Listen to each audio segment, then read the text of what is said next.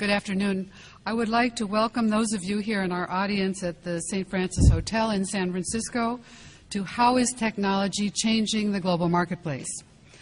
I want to take this opportunity as well to welcome those of you who are joining us on the web and encourage you to submit questions via our online chat forum.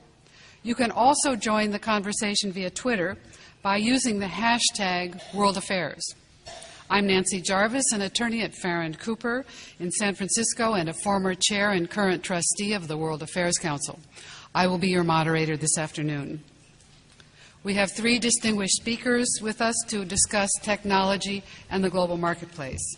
Each speaker will have 15 minutes, and following their presentations, we will move to your questions. Please pass your question cards along to Council staff throughout the program.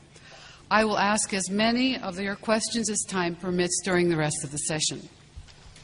And may I remind you, as a courtesy to your fellow participants, if you could please turn off your cell phones and beepers.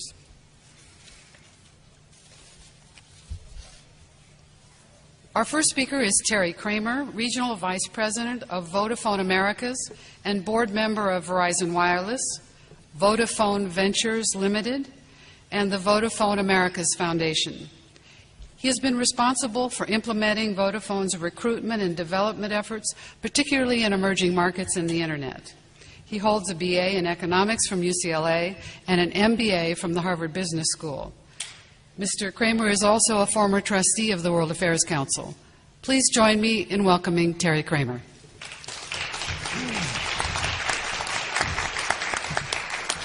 Great. So first of all, Nancy, thank you very much. It is a pleasure to be here. Thank you for being part of the event today. I have the good fortune of being in the wireless business, the telecommunications business, for about the last 18 years, and have seen a huge amount of change in the industry.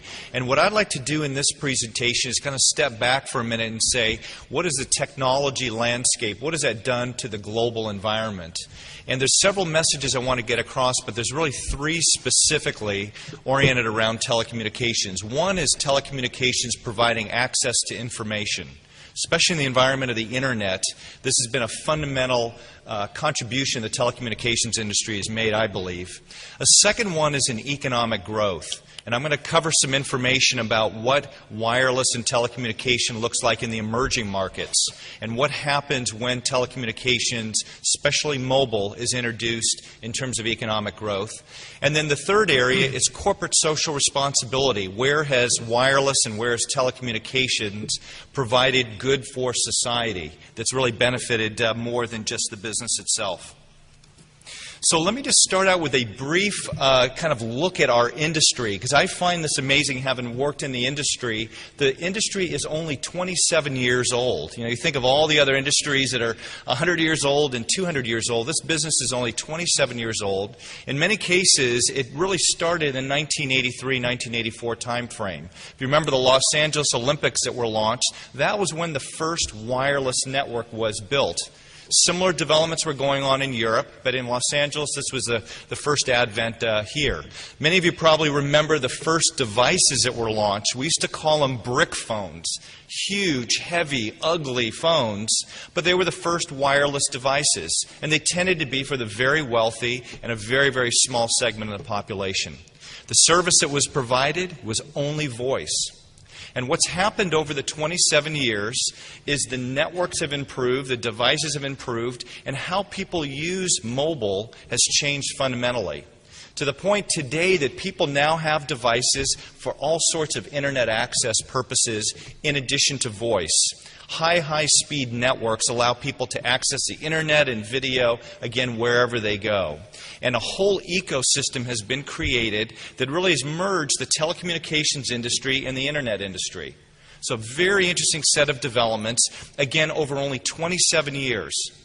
The only other thing that I'll just mention is in the emerging markets, a fascinating set of developments where in many cases the mobile network is the only telecommunications network that exists. There isn't a fixed network there. So people are accessing the Internet in many cases for the first time on a mobile device. So let me talk a little bit about today, because this will help set up, what are the opportunities going forward? What's happening in the environment around us? And this is something, as a company at Vodafone, we look at regularly to say, are we working on the right things as a business? But the first thing you have to say is the Internet. The Internet has been a fundamental change in society where people now have access to information. Whether it's for research they're doing, whether it's for commercial purposes, the open access to information the Internet's created has been a huge shift. The second thing that I'll say is that customer behavior has changed, partly because of a soft economy. People are much more conservative and wary about what's going on, but they also now have control over information. So the whole idea of buying something, people now have perfect information with access to the Internet, and they want to control that information as time goes on. There's some worries in the future because, frankly, one of the things we worry about is privacy, making sure as we advance access to the Internet that we don't find people's privacy has been compromised while we're trying to provide enhanced services. The third thing I'll mention is competition. So if you look back just a few years ago, the wireless companies competed with one another. We would compete with AT&T. In Europe, we would compete with Deutsche Telekom, France Telecom, etc. But now there's much more global competition between the Internet providers and the wireless operators. They also partner in many cases, but they also compete because they're all going after people that want to communicate. So a very different landscape on communication. Emerging markets, the most dramatic change that's happening in our business on a geographic basis is the growth of emerging markets. And what does mobile look like in those environments? A couple of interesting factoids for you. If you look at where population growth is happening, 85% is in the emerging markets in the next few years. If you look at a market like India, 1 out of every 3 people are under the age of 18. And many of the people that are under the age of 18 are very, very tech savvy, very Internet savvy, and creates a different dynamic, a much faster growth environment for a lot of the new services. The last thing that I'll mention is public policy, and I alluded to it just a second ago. But as we grow our business, there are some huge fundamental public policy issues. One is making sure we protect people's privacy. So think about location services. Some of the latest services available today is we can monitor where people are going, right? So one of the good aspects, if there's ever an emergency, we can communicate somebody's location. We can also, if somebody wants information commercially about where's the nearest Starbucks or where's the nearest hospital, we can tell people that.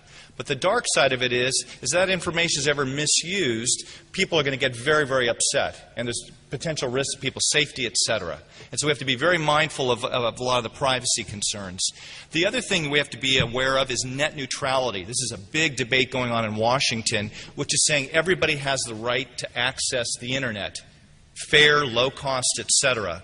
But that costs a lot of money. And there's been a lot of complaints in the industry as our business has grown about, are the networks providing good quality service? Are they slow? Do they really provide the throughput that people need? And there's a real balancing act between letting everybody have access but making sure the experience is a good one. So let me talk about the 3 points, and these are really the 3 most fundamental points I've got about the impact of telecommunications on the global marketplace. The first one is that telecommunications provides information access.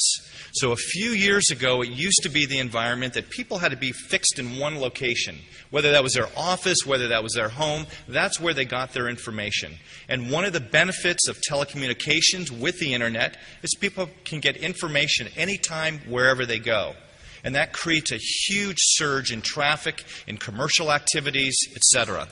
The second thing is economic growth, and we'll talk about this in a second, but there's a correlation between when mobile businesses are launched and economic growth, GDP growth. And the more that networks are launched across the world, the more activities happen commercially and employment-wise. The final thing is corporate social responsibility. And I like to pick the example of mobile health.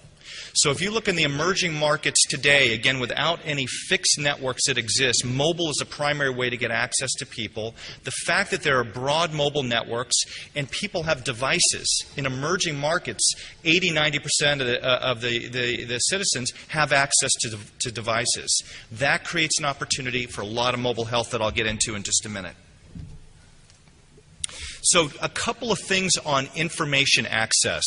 So what's happened and what's changed? First of all, you have to look at developed markets versus the emerging markets. If you look at the developed market side, people have information on the go. And I mentioned that a couple of minutes ago. And now there are all of these applications that people can get. Anybody that has an iPhone or a Droid or any of the latest smartphone devices can get news information, sports information. They can play games. They can do a variety of things. That's created a huge surge in activity commercially. On the business side, people can take information where they go that might be inventory information, customer information, etc. And the latest thing now is what's called machine-to-machine or embedded mobile. It's a whole idea that says every device you'll have out there will be wirelessly enabled. So your home, your air conditioning systems, your heating systems, you can remotely control those. Utility meter reading will all be done on a wireless basis. People that use OnStar with GM, again, people more and more will be able to access information. The second piece I would talk about just is on the developing market side, and that's the fundamental point that first-time access to the Internet is often happening on a mobile device.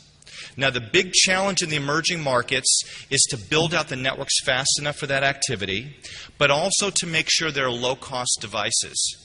Now, these fancy devices that we often talk about, iPhones, etc., many of those devices are $400 or $500. That doesn't work in an emerging market. But some of the latest devices that are being developed are as inexpensive as $15. So the ability then to sell them and get mass adoption has been improved significantly. And again, once people have devices there, then you have a lot more activity. So economic growth, this is the second point about what telecommunications creates. One of the things that we've looked at is the correlation when mobile industries are launched and GDP growth.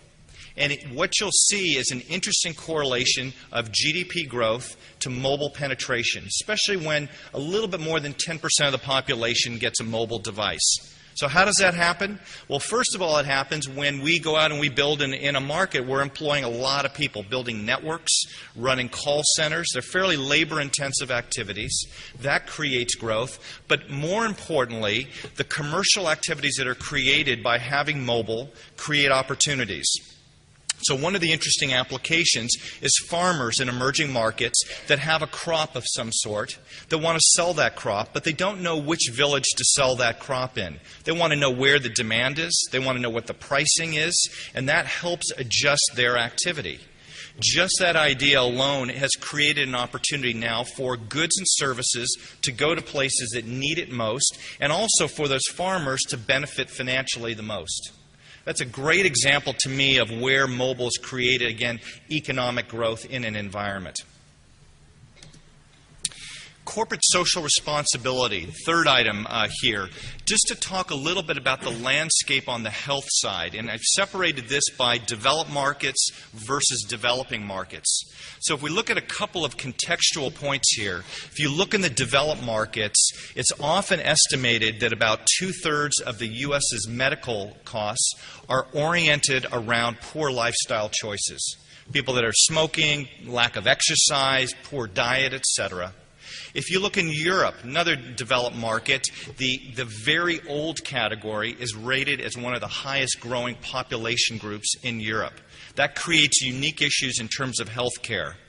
If you look in emerging markets, and we'll take sub-Saharan Africa as an example, it's got 11% of the world's population.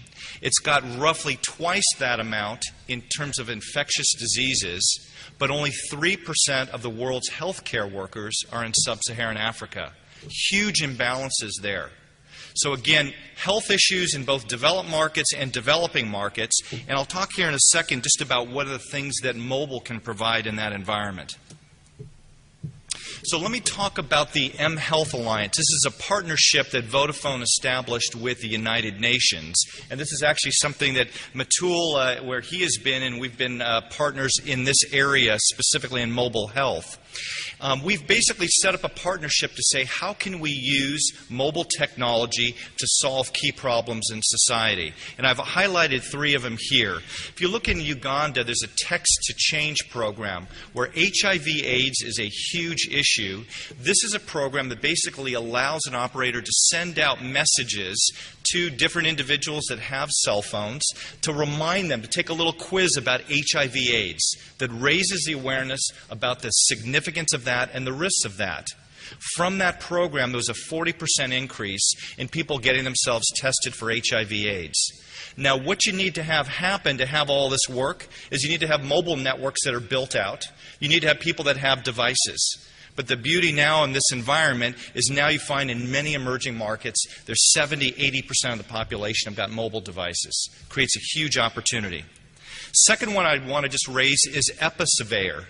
So this is basically the idea of having a mobile device that can download information for remote health care, for diagnostics of healthcare issues, and for training of remote healthcare workers.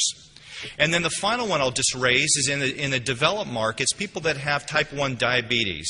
And basically being able to allow them to lead a normal life and go out and about, but have their health condition monitored. All of these represent, I think, great opportunities for solutions. The last one I'll raise is just the wireless innovation project we have. We have a Vodafone America's Foundation, and one of the things we're doing now is awarding stipends to NGOs and to academic organizations that use mobile technology for unique problem solving. So 3 of our award winners last year, one was from UCLA, another one was from Berkeley, another one was from Columbia. One of the interesting ideas was setting up your mobile for microscopy, using it as a microscope to diagnose certain types of blood diseases, to transmit that information, again in emerging markets, remote villages, etc. We're continuing that program and actually just going through a phase now to start identifying our next award winners. So let me just say in closing, 3 key areas, I believe, on mobile communications that has impacted the global marketplace. One is access to information. The second one is economic growth. And a third one is in the area of mobile health and corporate social responsibility. All of this has happened literally in an industry that's only 25, 27 years old, and there is a huge amount of growth to happen. One of the exciting things in our industry is innovation is continuing to happen at a much more rapid rate. All the new devices, all the new applications, etc. And one of the things that we need to see to ensure this growth continues is more and more innovation. This is one of the reasons we have an office in the Silicon Valley, is to make sure we're partnering with companies there. The second thing is the requirement for partnering. Our business used to be one where we did almost everything ourselves. And what has changed fundamentally is we have to partner. We have to partner with internet companies. We have to partner with NGOs. We have to partner with technologists and academic institutions, because the solutions are much more complex than they used to be. But with that partnership, you get some great, great outcomes. So let me just stop there and just say, obviously I think there's a lot of opportunity for us going forward, and we'll look forward to the rest of the dialogue here.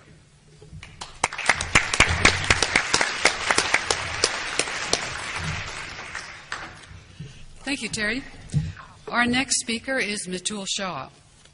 Mr. Shah was until recently the Senior Director of Technology Partnerships at the United Nations Foundation, a public charity created in 1998 with Ted Turner's $1 billion gift to support UN causes. Mr. Shah worked to strengthen the UN's ability to promote development using mobile communications.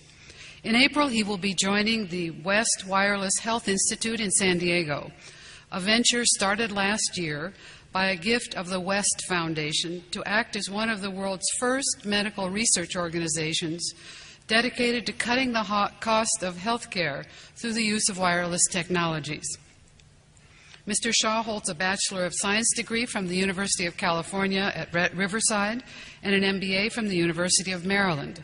Please join me in welcoming Mitul Shah.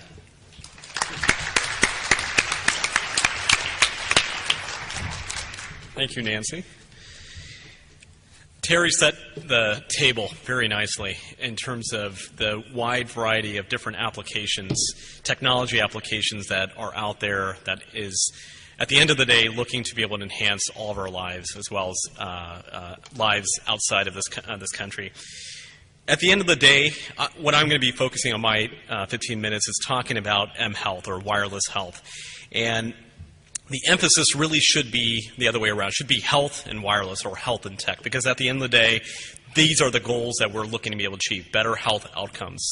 And technology is a component, is a means to get there. And so, when I talk through my presentation, I want that always to be kind of the first and foremost understanding, is because the technology can work, but if their health systems don't react or complement it, it's just not worth it. Let me just take an informal survey around the audience. Who has taken or who has downloaded or worked with any type of mobile health applications on your smartphone or any other types of mobile health information that you can use kind of on a static perspective to get some information about your health? Anybody here? Okay, so small amount. What if we took that idea, where you had this information and you communicated, not only you had that information instantaneously, but you get that information and populate maybe a health record of yours, or to have your doctor get this information, the appropriate information, and to be able to prescribe what you should do next, or to get that following into a chain of getting your pharmacy so that the pharmacies know what type of medicine to order to be able to get to that medicine to you. And so on and so on. There's a whole supply chain that kind of goes from there. Wireless health and mobile health is looking to be able to create that type of environment where we have our existing health systems right now and the technology that perhaps support them, but to make it smarter, to make it more efficient, and to really just to bend time. What if we also had governments in the developing world, specifically where I have some experience in, having that information so they can predict future trends and perhaps avoid outbreaks, epidemics, and any types, and maybe medical shortages, medical supply shortages. So they can in advance have data right up front, be able to get that information, not done on a paper-based method, which then gets translated 6 months later into an actual outcome, but it actually happens instantaneously, and you have the human capacity to react to that and to be able to get that information, and more importantly, the supplies needed to be able to react to a situation. Again, that's where we're looking to be able to do with wireless health and mobile health, is to be able to change fundamentally how the individual consumers use technology to better have better health outcomes, as well as working with governments and working with other entities to be able to react much quicker. So 2 objectives of wireless health that I think will set the context of my conversation is, 1, wireless health, and by the definition of technology, will bend time. Will make things more efficient. If we can get information, by theory, if we can get information out quicker, we should be able to react to that and be able to get outcomes out, or medicines or whatever else we need out to the health clinic in rural Kenya or wherever we're working with. And I say in theory, and I'll talk about the challenges later on, but that's what the ultimate goal is. And then cost efficiency.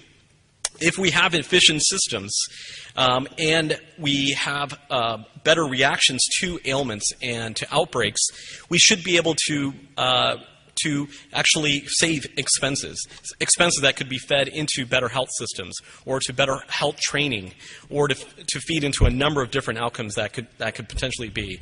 And so I think those are the 2 kind of large goals if you want to think about wireless and mHealth, not only in the developing world but also the developed world.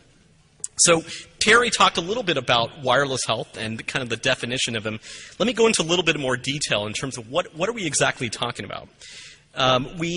There are essentially 6 categories of wireless and mHealth that we've kind of broken down. When I was working at the foundation, at the UN Foundation, we actually put a publication together that helped define those categories. 1 is in education and awareness.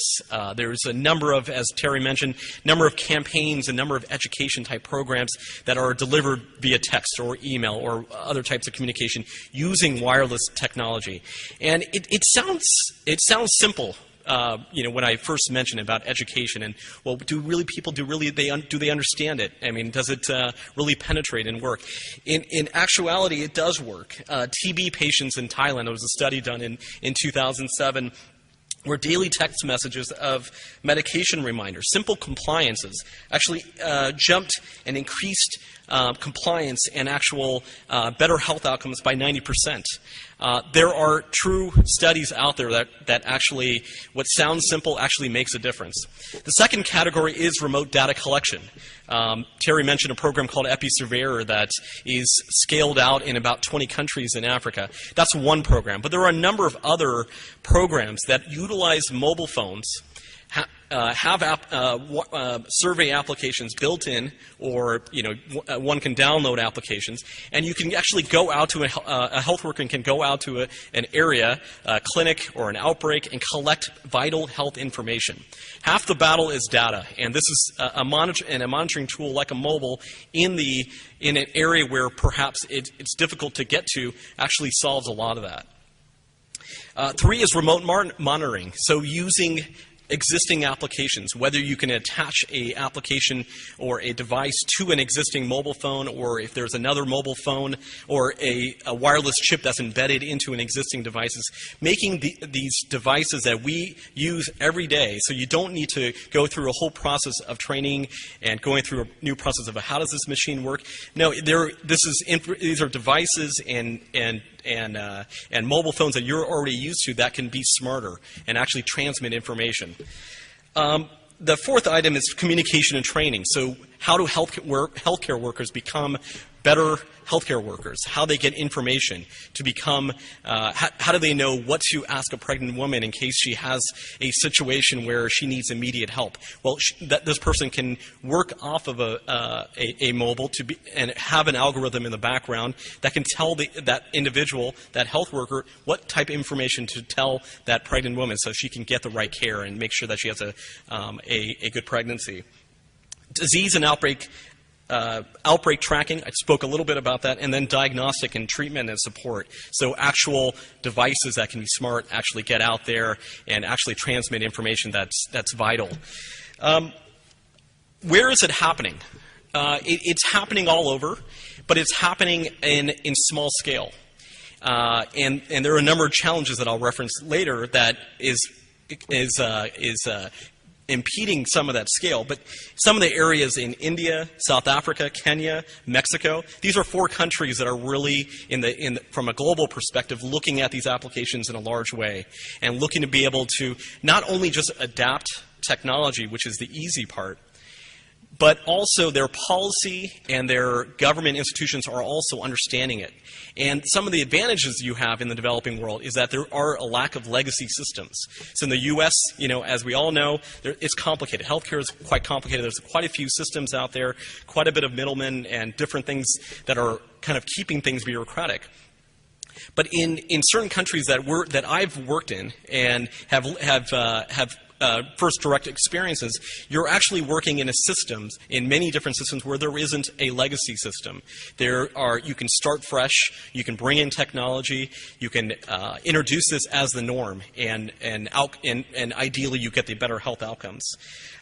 You also get situations where you can develop better business models in the developing world. So where business models have to be at a price point that's lower because of the scarce resources in some of the countries you have to work more efficiently, and the business models have to be very crisp.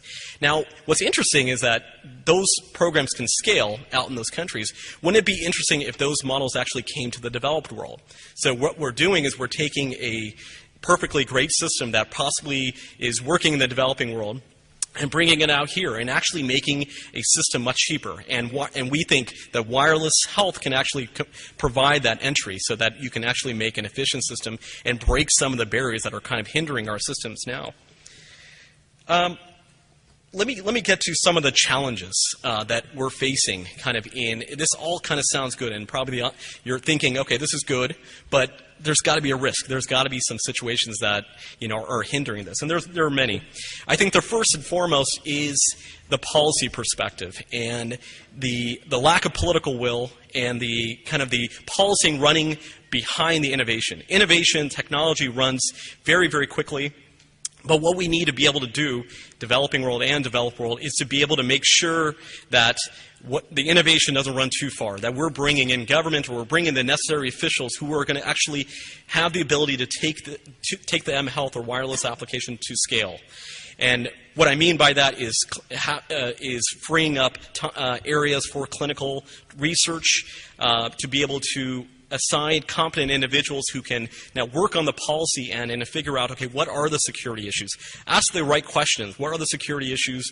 What are how does this application how does it impact maybe a different demographic than the clinical test or clinical research hasn't provided? So think of the bigger questions. We need policy folks to be able to be on the same strand as the technology folks. The second big challenge, I think, is the supply chain and workflow. Now, it's really easy what I mentioned in terms of getting all this information and having it come back to some repository, and a doctor is going to be now providing great information, and the medical supplies are going to be flowing and everything else. But in reality, if you're going to get all this information coming in so much quicker, there's going to be a whole change management process that's going to have to occur. Meaning that now this information is coming quicker, so now the supply chain is going to change. You're going to need to inform whether it's a pharmaceutical that the medicine needs to come quicker. You're going to need an individual to get out to the areas faster, and so therefore you're going to need transportation and a whole variety of other things that now change, because now what we're doing is we're bending time. We're creating an efficient process now that is happening, but what's going to be most important is that the workflow and supply chain react to it. Because without that, you can have all the innovation and technology, but it will fail at the end of the day. 3 is the incentive structure. And so this can involve reimbursement and involve a number of other areas that you need to be able to build incentive structure for the value chain of mHealth and wireless health. And there are a number of different players in the value chain.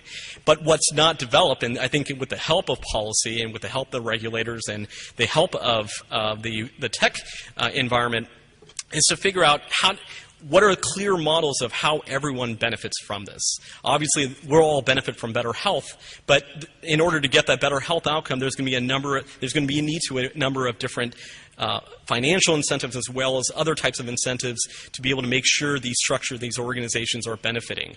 And so I think that's really the devil's in the details there, but I think there's going to be a need to be able to get those 3 challenges that I mentioned in order before we can get an actual scale of mHealth and wireless health. And so working within the context of my previous work with Vodafone, the UN, and now my newer work at the West Wireless Health Institute, we're looking to be able to create and build those applications and at the same time build capacity, work on the policy end, work with the academia sector and others to kind of create this kind of nucleus that we can now hopefully bring to one day an idea that there is scaled health, and what we're doing at the end of the day is better health outcomes, and the innovation and the technology is serving as a backbone for that. And thank you for your attention.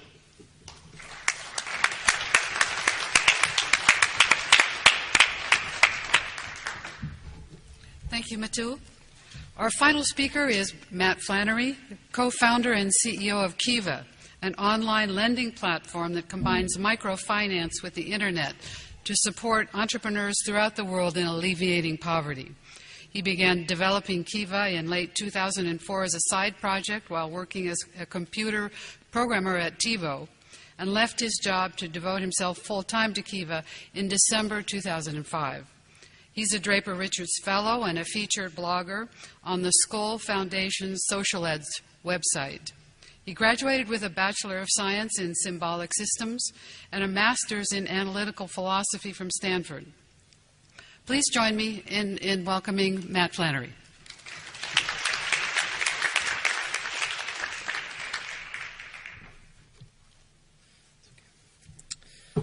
Thanks, everyone. It's an honor to be here. I'm going to beat you all to the punch in terms of technology today.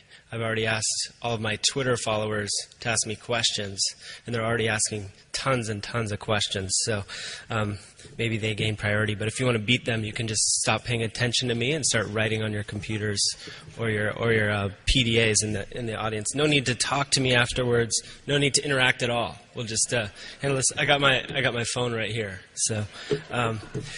But I say that because it's a little bit relevant to what I'll talk to you today about. And what I'm going to talk about is technology and how it's disrupting the field of microfinance in a number of different ways, both from the funding perspective in terms of Kiva, and also in terms of the borrower's perspective, the actual people borrowing money from microfinance institutions, and how their lives are being changed as well by different innovations in technology across the world on every continent.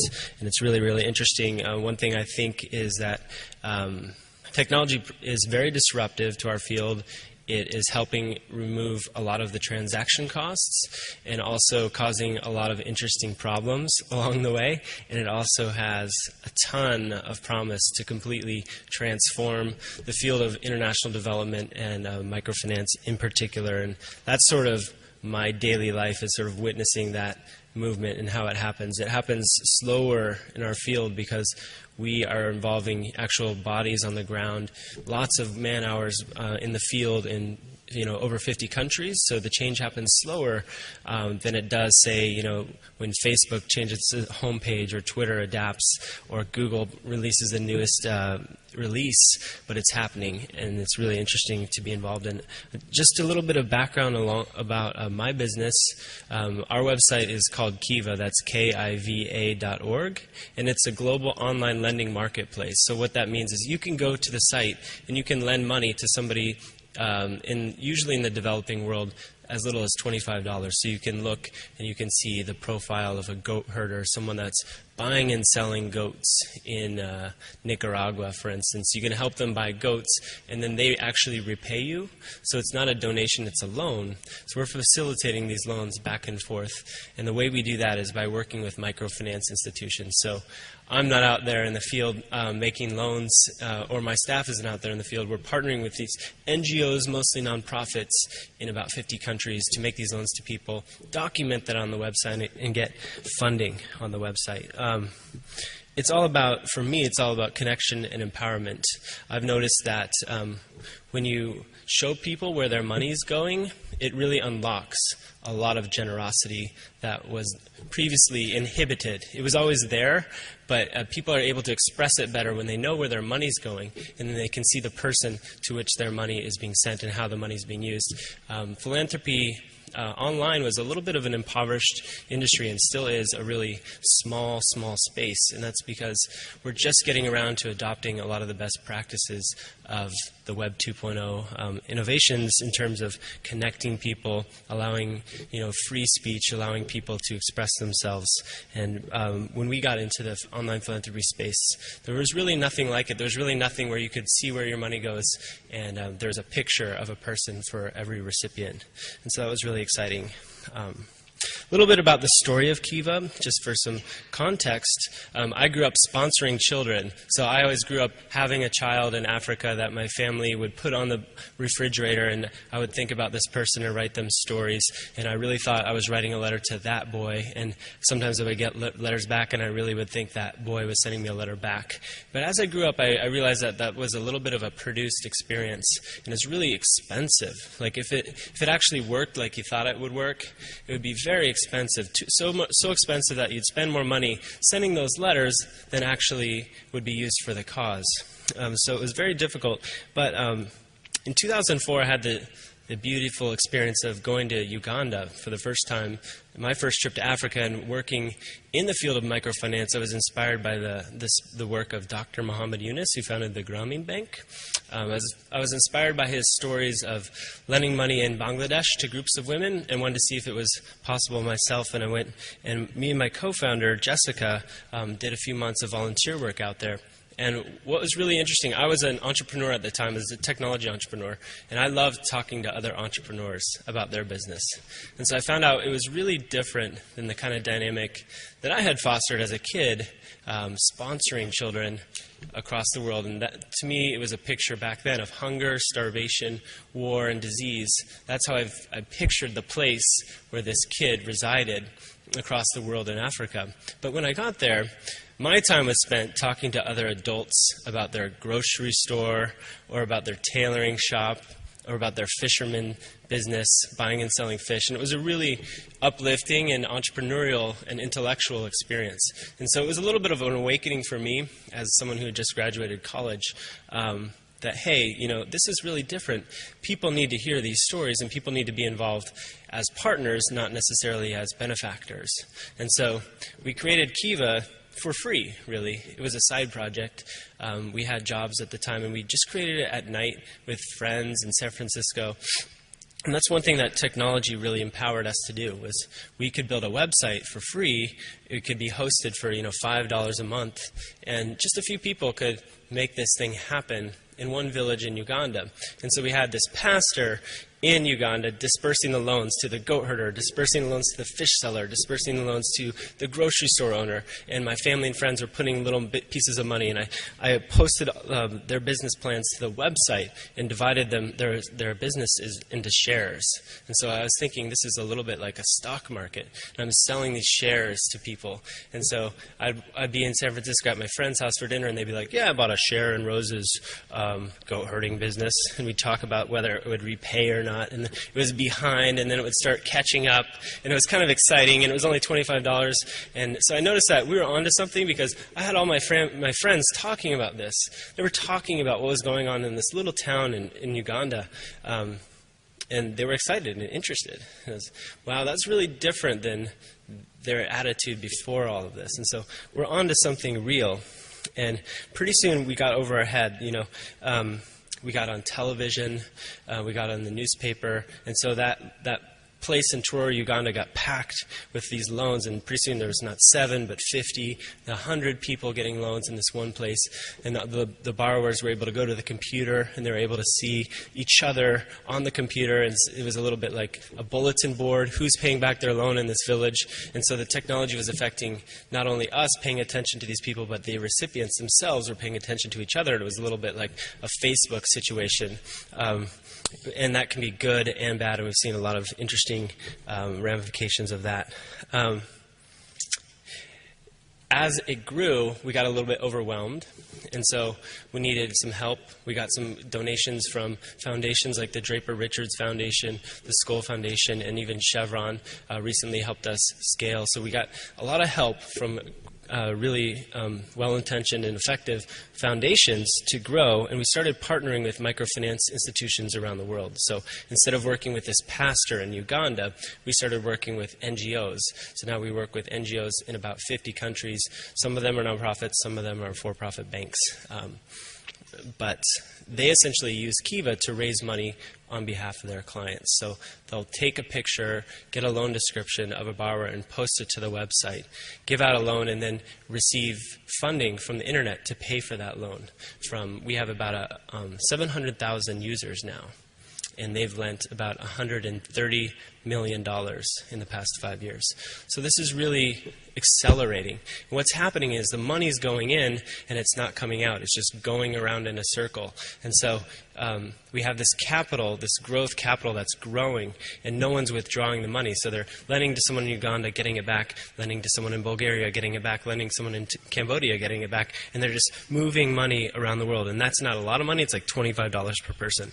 So people are taking action and feeling empowered to make a difference with their money, and they're coming back and back and back. And so it's a really interesting example of how technology can get people involved in something they weren't involved in before. One thing that I love is that the majority of our users, well, not quite the majority, a lot of our users had never heard about microfinance or made an international investment before Kiva. So about 40% of them had never sent money abroad before. So this is a new set of people and a new set of money coming into the space thanks to technology. On the ground in microfinance, there are several ways that technology is impacting the work of microfinance institutions. Microfinance is a really high transaction, high cost business. So when you're lending money to someone in Cambodia, you'll have to take, your office is in a city. You'll probably have to take your car out into the provinces, visit a group of 20 women, teach them about, basic accounting principles, and then go there every few weeks and collect small amounts from those people. So you might lend them $100, and you might collect $2 every month from these people, and you have to do that over and over throughout the course of a year. So it's a really, the gas is expensive, the staff time is expensive, and there's inflation and a lot of costs going into that transaction that makes the transaction quite expensive, and so they have to charge interest rates. And one thing I'm excited about with technology is we have the chance to bring down the transaction costs. So instead of driving that truck out every 2 weeks to the provinces in Cambodia, maybe you can get money, those collections, via mobile phones. And so mobile phones is probably the major change in microfinance in the last 10 years. You're seeing the spread, as these two men talked about, of mobile devices throughout the developing world. Often it's much more popular there than it is here, and much more integral to people's life. So we're seeing in Kenya MFIs collecting repayments through mobile phones. They still need to go out into the field to do a credit check to make sure that the borrower is who they say they are and that mobile phone number corresponds to them. But once they do that initial visit, every few weeks, instead of wasting a day driving out to a rural village outside Kisumu, Kenya, they can actually just get a mobile repayment into their office, record that in their accounting system. We have accounting systems now that are tied to mobile devices. So we have these machines, these computers in the offices of our MFIs that are sending out signals to the people saying, repay your loan, you're behind, you're behind, you're behind. And so rather than a person going out into the village to visit somebody, you have a computer sending a small message every few weeks to repay your loan. We have online banking, which is actually working in some of these places. So if a group of women takes a loan in Uganda, if the group's big enough, they might take a $5,000 loan between 50 people. And they might, because that loan is so big, they can get a bank account at a bank like Standard Chartered. And they can deposit money into that bank. The MFI who gave the loan is able to do online banking to verify that that repayment's coming in. It's a double-edged sword, though, because a lot of these schemes reduce the personal touch of microfinance, which made it work in the first place. Microfinance loans repay at high rates because it's personal. It repays at 98% because it's personal. In the USA, credit card repayment rates are much less than 98%, maybe like 60% on-time repayment. That's because it's impersonal. You don't really worry about how your credit card company feels about you. But when Martha, your loan officer, comes to your house, you know she's coming. And so that you're going to repay her those $2 for those 2 weeks. And so because it's personal, it works. Now with these repayment systems that are impersonal, what you're seeing is collections are a little bit harder. When you get reminded by a machine, it's a little less compelling. And so people lag. So the question is, are we just going to recreate the same banking system with the same impersonal flaws that we've had here and get into the same situation we have here eventually? Is that the natural outcome of all this technology in microfinance? You have MFIs give insurance for cows. They give agricultural insurance. So a cool system invented in East Africa is MFIs are insuring their cows against famine, against disease, and you can buy that as a product as a borrower. And what they do using RFID tags is implant chips in the ears of these cows. And so if you're a borrower with cow insurance, you can return the ear of your cow to basically validate your insurance and get your insurance repayment back. That was a good idea, using technology so that the loan officer doesn't have to go out to the field and see the cows. But if you go out into the fields and see the cows, you'll see a lot of really healthy cows with no ears. So that's the end of my talk, and that's my main point. Thank you.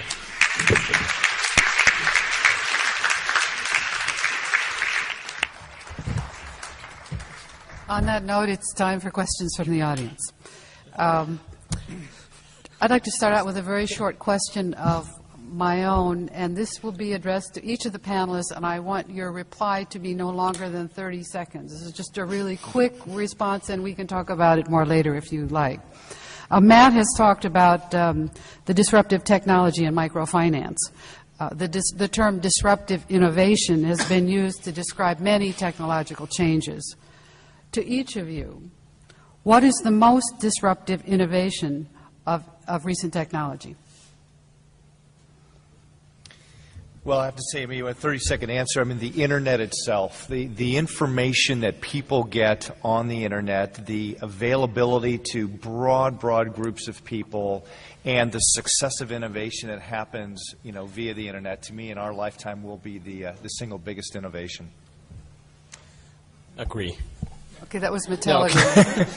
No. I think in a short answer, I think mobile technology, because I think you really bend, and I'm, obviously a little bit biased, but you bend the idea that something is meant for the developed world or developing world. You are looking at a cross-cutting solution that is cheap, available, and you can get the information that you need through, the mobile technology. It's an easy answer for me. The Internet is definitely the most life-changing innovation of my lifetime. Lucky to be a part of it. This is a question from our conference audience for Teri. And if the other panelists have a response or something to add, please feel free to do so. It seems the most effective way for an enemy to immobilize us entirely is to pull our plug. Any suggestions for preventing this catastrophe? Could you say again in the beginning? It seems that the most effective way for an enemy is to immobilize us entirely by pulling our plug. Any suggestions for preventing this catastrophe? On pulling our plug. In other words, interfering with our electronic networks. Yeah, that's an interesting question. I don't have an easy answer on this. The design of networks today, we have to take very carefully, because the security threats are much greater than they used to be years and years ago. I don't think there's an easy answer to solving that long term, though. Twitter is said to have more than 60 million users who broadcast messages of 140 characters or less to a network of followers. Its political breakout moment came last summer when protesters in Iran took to the streets after the controversial presidential election. The Iranian authorities shut down traditional communications networks and began monitoring cell phones and email. The Iranian protesters turned to Twitter. We have a question from our audience.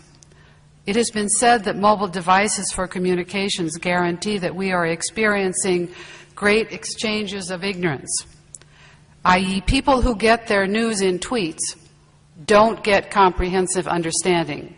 Do the panelists agree or disagree with this comment? Well, I'll start. I would actually say the net benefit of Twitter has been so much greater than the negative. Certainly there are sound bites, but I would make the argument, even if you look at most broadcast news today, you can make an argument it's not giving the full information and it's kind of bite-sized pieces. I think it's more of a function of, us as viewers than it is the people generating the news. I think the immediacy of information, and you look at the U.S. air crash that occurred, a year ago in New York, and the access to information so rapidly, and the fact that a lot of the media sources were actually using Twitter, I think makes the benefits much greater than the negatives. Yeah, and I agree with that. I think the functionality of technology, Twitter, mobile technology, in an emergency situation outweighs the situations that we're talking about in terms of comprehensive understanding. I think the fact that information can flow that quickly to so many different people, and from an emergency perspective, so whether it's the tragedy that happened in Bombay, which actually was the first words of that and the first recognition of that actually were tweets.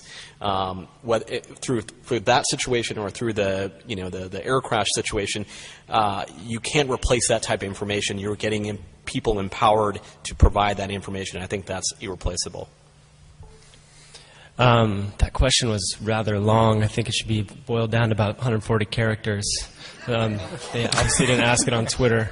But I think like any technology, it's neutral. It's not inherently good or bad. It's about how we use it. And so there are ways to use Twitter in a way that really enriches your life, and there are ways to use it in ways that it really can enslave you and probably be rather addictive, take you away from where you are in the moment. So it's just like anything. It's neither good nor bad. It's just how you use it and how people choose to use it. Last year, Kiva, this is a question for Matt. Last year, Kiva decided to open its micro-lending platform to U.S. entrepreneurs. There was some criticism of the move as a deviation from Kiva's core mission, lending to help entrepreneurs in developing nations where credit is scarce. We have a question from Canada via the web. How have the Kiva loans to people in the U.S. been received? Any chance of loans to Canadians in the future? My impression of Canada, especially recently, is that there are no problems there. So I don't know how we could help them. I think we need their help. But let's see. You know, Kiva's mission was never to work in developing countries. We never wrote that in our mission statement. Our mission statement was to connect people through lending to alleviate poverty. So that's rather broad, and it could include working in the USA, in my opinion. And, you know, I've done customer service for many years at Kiva, and I've got one of the main topical question, other than people like, where's my money? The main question was, why aren't you working in my backyard? You know, I walk to work every day. I see people. I step over homeless people in San Francisco. Why aren't you here? And there was a lot of pressure on me to start working in the USA from our users as the number one request. And so when we started working in the USA, there was also a new pressure, a backlash. People were saying, well, in the USA we have welfare, we have services for poor people, we don't need Kiva in the USA, and it seems to take you away from your mission. We had an online protest and getting a lot of hate mail from people for working in the USA. So that was a really interesting, unexpected sort of response that took me totally by surprise. But I think it's a really valuable thing, so we kept working here. And we work in San Francisco and New York. In a small way, the loans are very, very popular, so they get funded faster than most any loans on the site. The people aren't as poor, so to start a business in the USA, you might need $10,000. It's not a goat herding business. You need a license. You need a storefront. So it's a different type of loan. But I think there's a really natural place for it, and Kiva can really make a difference here.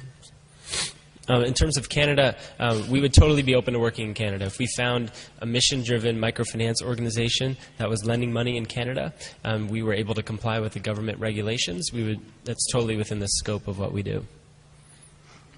This is a question for Matul and perhaps Teri. Access to personal health information is a two-edged sword. How can sensitive information be protected in collection, transmission, and storage of this data? And another question, how do you protect patients with unique or rare conditions from being discovered in aggregate data and the remote data being used by insurance companies to deny coverage or payment of claims?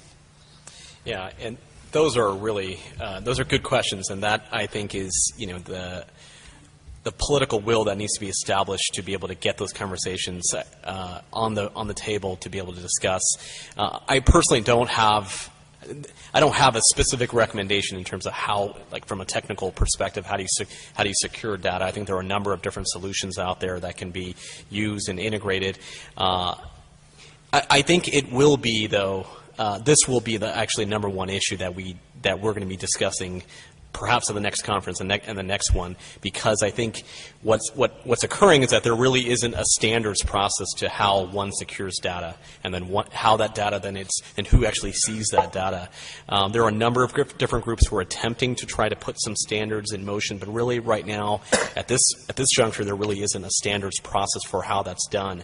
And so again, I think the innovation's running wild. There's a lot of great things out there, but I think the policy side needs to be able to sit down and try to figure out, you know, from a standards perspective, what are we looking at in terms of what information can we share? Once that information is shared, how do we keep it secure? And then how does that, how can we then develop that standard, and how can we scale it out globally? I think that's going to be the big challenge we're going to face.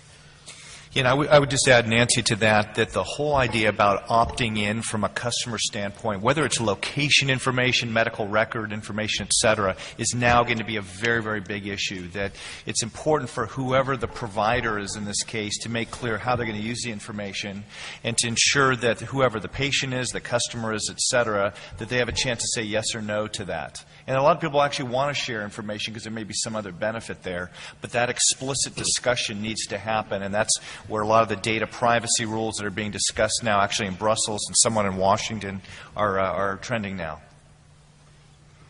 On the subject of trust and transparency among partners, this I think is probably initially addressed to Matt, but I think everyone could respond. Kiva defines fraud as occurring when a field partner knowingly does not deliver some or all funding to the end borrower. We have a question from the audience. How do you assure that the NGOs or microfinancers you partner with do not usurp the funds? That's a really insightful question. Thanks for asking it, whoever did. It's a really tough business mitigating fraud in 50 countries. Kiva's experienced an early outbreak of fraud probably in 2006, 2007. We had the rampant outbreak of it, and since then we created an international due diligence operation to try to mitigate and reduce the amount of fraud we found in our system. And we've done a fairly good job, but it's never possible to completely eradicate it entirely. The way we do it is, first of all, through due diligence, through visitations, picking the right institutions, through examining their financial statements, their management, their governance, their other funders, really selecting the right NGOs to work with. And then secondly, as we work with these partners, we visit them at least once a year and do random sampling. The best way to find fraud is to do random sampling among the borrowers. Pick a set of borrowers randomly from the portfolio and go visit them and ask them questions about, does their loan correspond to the information on the website? And that's our best tool to reduce fraud. And we have a 98% repayment rate now, thanks to a lot of that effort. So it's been fairly successful. But every few months we find another case where something goes wrong. This is for any of the panelists. Do you have any comments on China's electronic spying on Google users and Google's response? Deafening silence. Teri, why don't you? I would just say, it's scary and dangerous precedent being set if there isn't free and open access of information. I think the extent in which there's blockages that occur, you stop the innovation, you stop the customer usage, you stop a lot of things. And so, obviously, that to us would be a big concern. This is directed to Teri.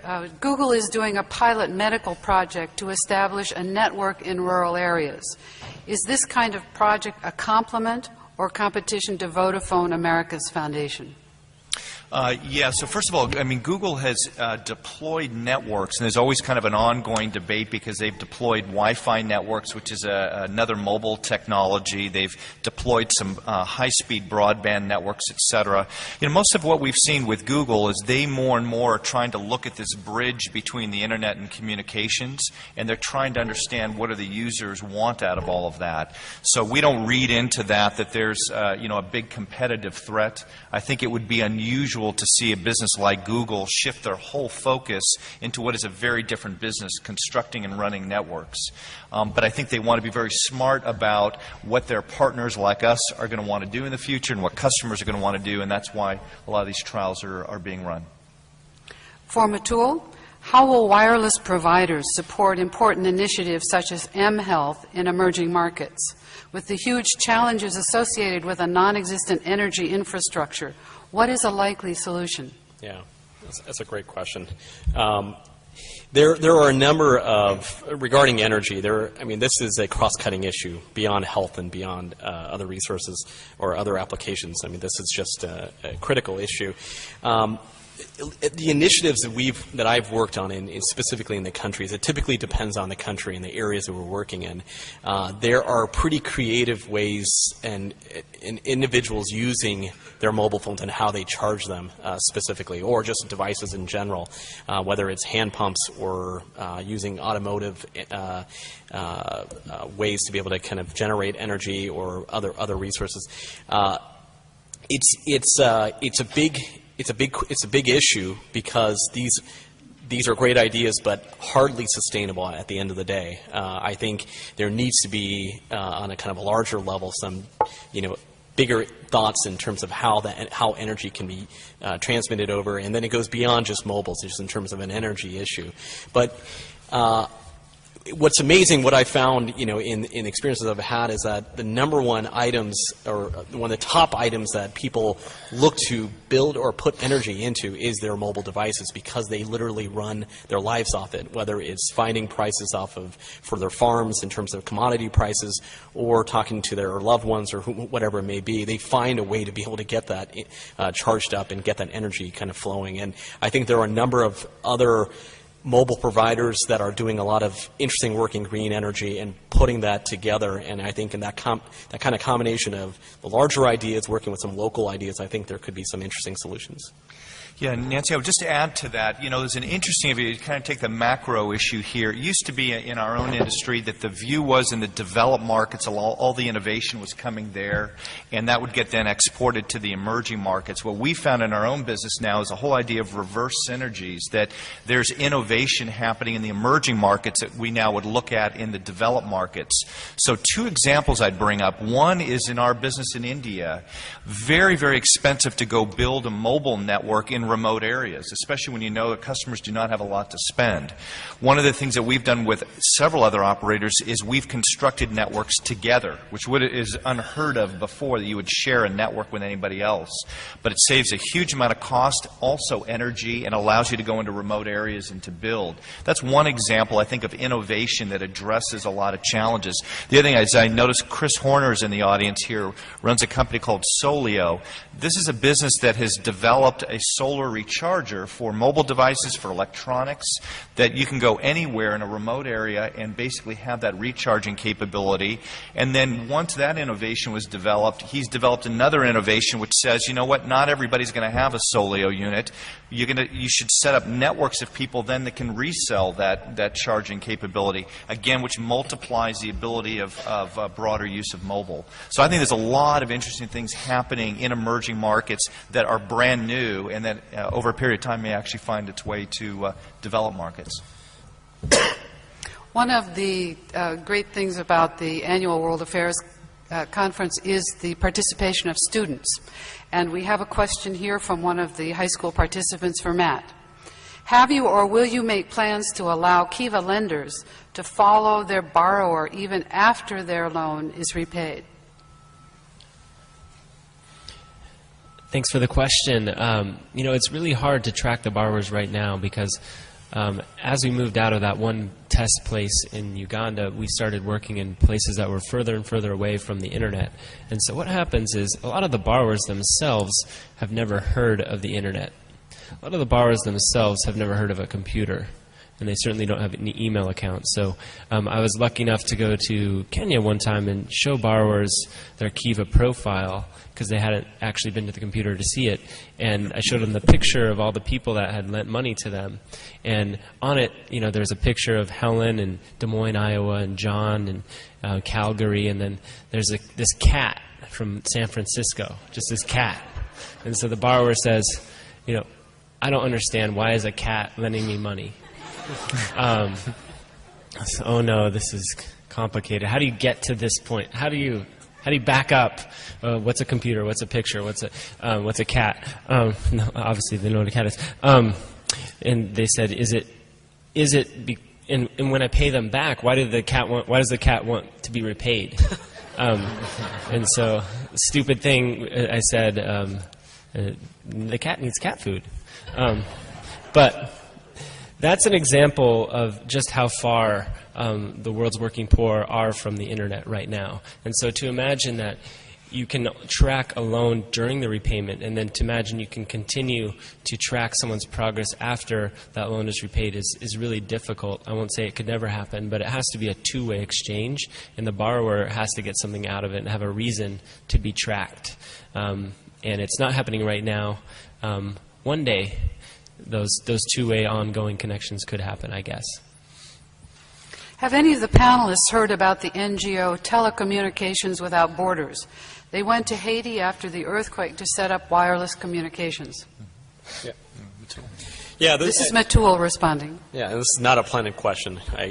This is actually an organization that we actually provided some funding for. Actually, this is the UN Foundation, Vodafone Foundation. We actually support it. We actually worked out with them for a 5-year kind of work to be able to make sure that TSF, and let me give you a little bit of context of TSF, Telecom Sans Frontières, they're a group similar to the other Without Borders types groups who go into disasters or go into really emergency situations, and in this case, what they're doing is setting up telecoms. What is needed in emergency situations immediately are individuals who can contact other individuals, let them know they're okay.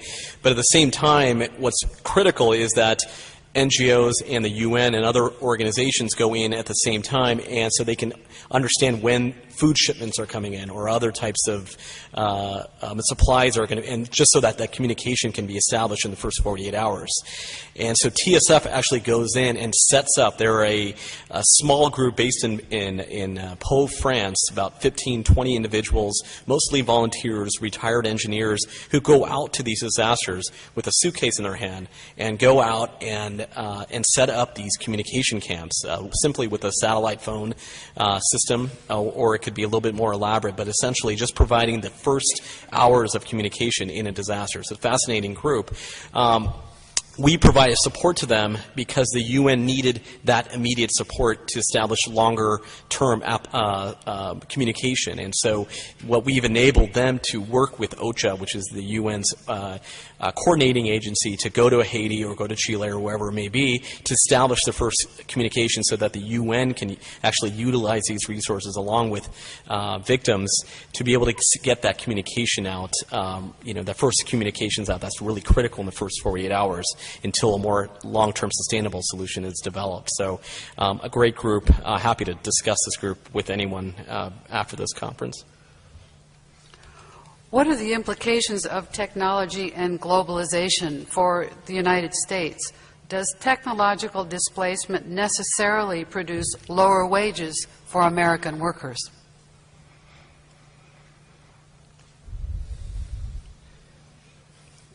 Looks like you, Terry. Just waiting.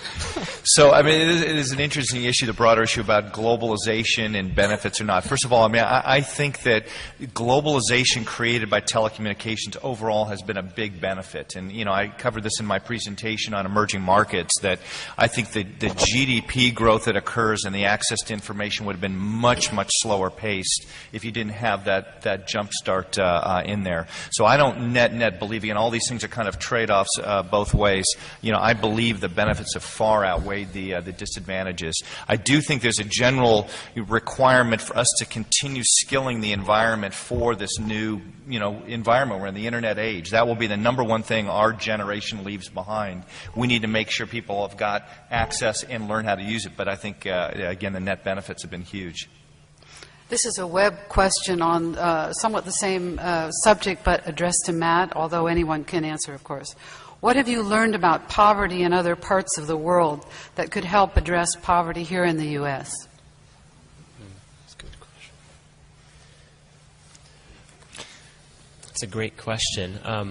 Well, in terms of what I've learned about poverty around the world, the main thing I've taken away from Kiva, my experience visiting people around the world, is that they're just like you and me, and given the same opportunities that you and I have, they would definitely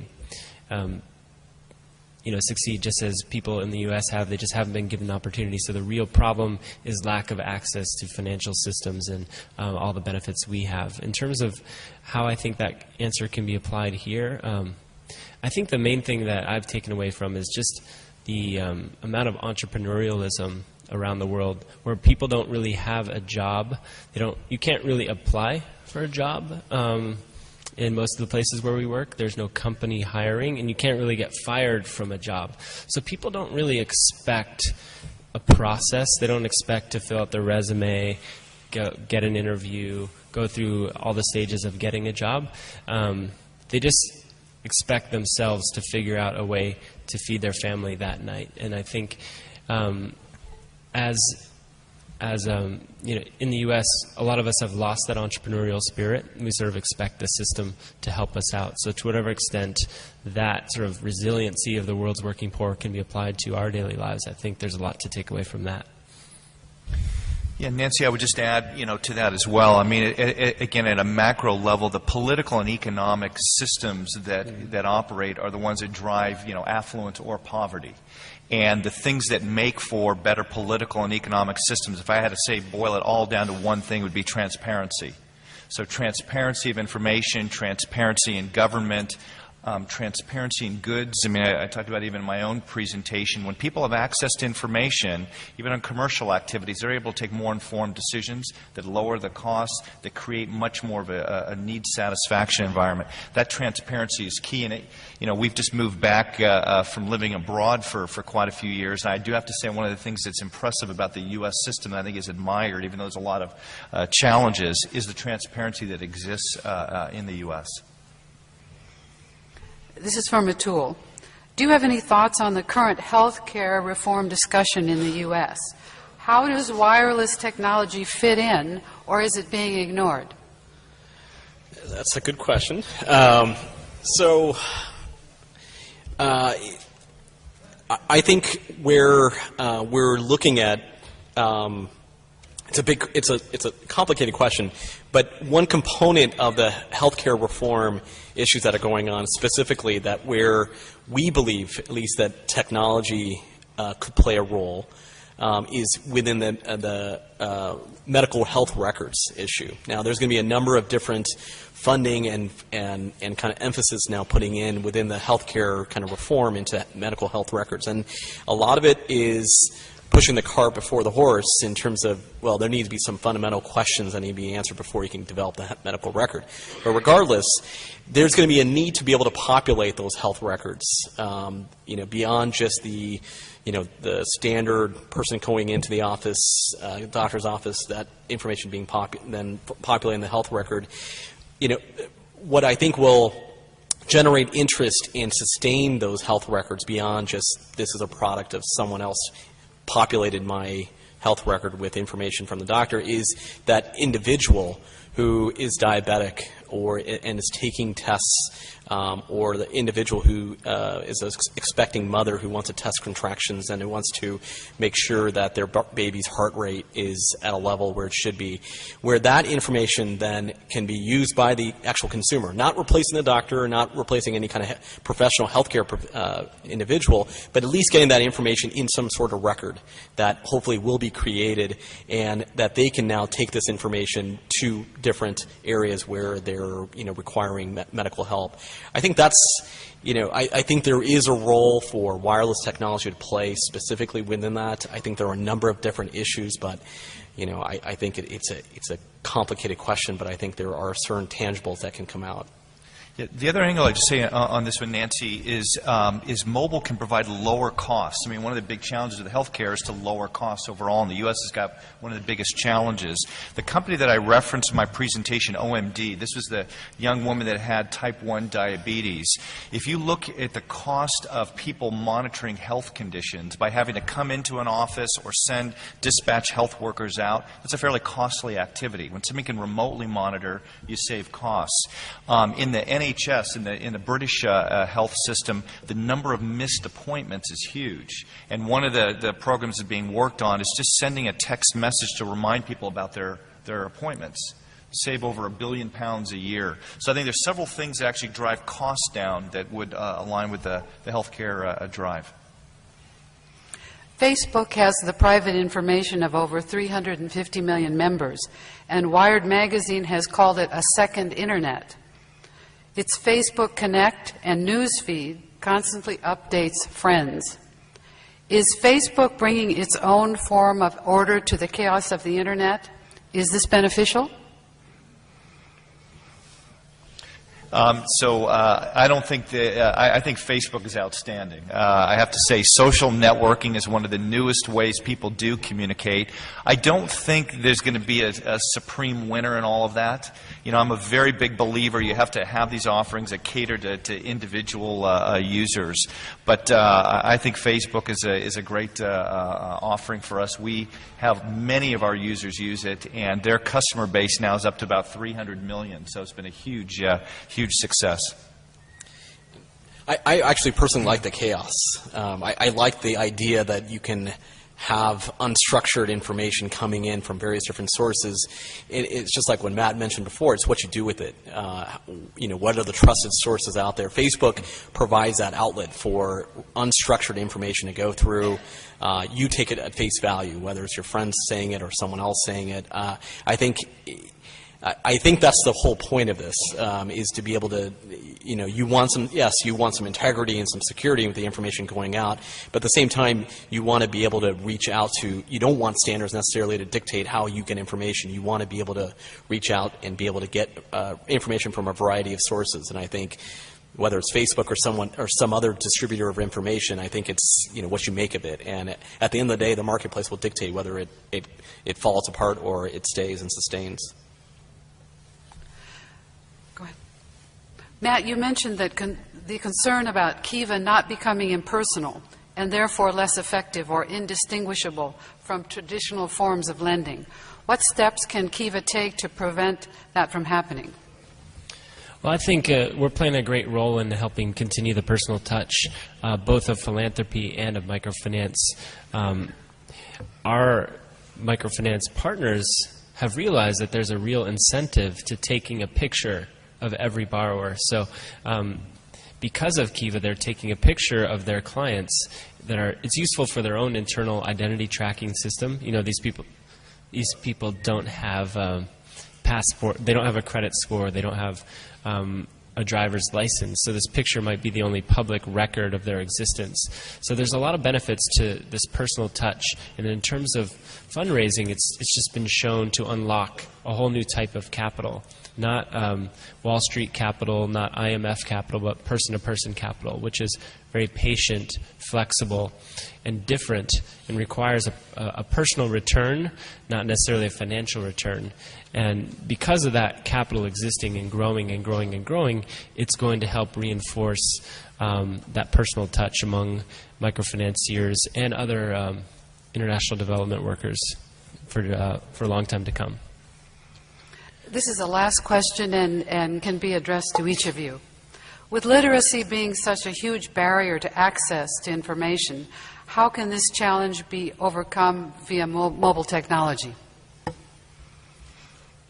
Teri, do you want to start, and then Matul, and then Matt can finish up? Yeah. So, literacy is one of obviously the biggest challenges that exist today. The more that we can remotely train people, I look at the mobile health solution as one of the examples. One of the big challenges is you don't have enough health workers, you need to train them, et cetera.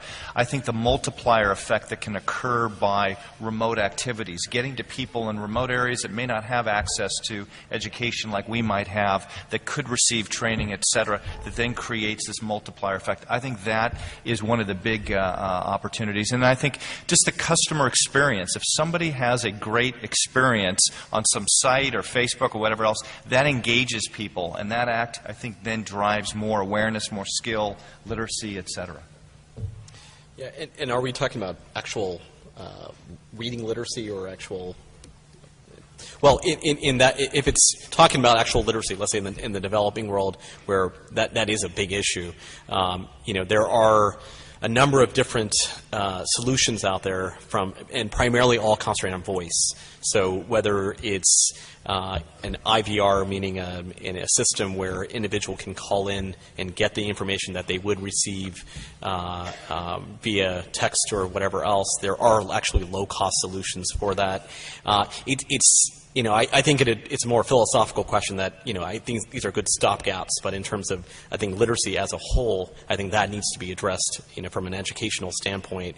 And I think it kind of talks through the ideas that all three of us been talking about in terms of cost effectiveness, that, if technology is integrated, what do you do with that cost savings? And how is it accounted for, how can we account for it, and how does it go to the proper resources? It's a big question and a loaded question there, but I think that's the idea that I think beyond what we're trying to do is increase the social impact and benefit, and where technology can play a role in terms of a cost effectiveness tool, and how that cost can then be, or the savings can be applied to education, to these health benefits, to get more health workers out there. I think that's where I think that's going to be the single largest contribution that technology can provide. That's fine. I'll pass. Okay, good.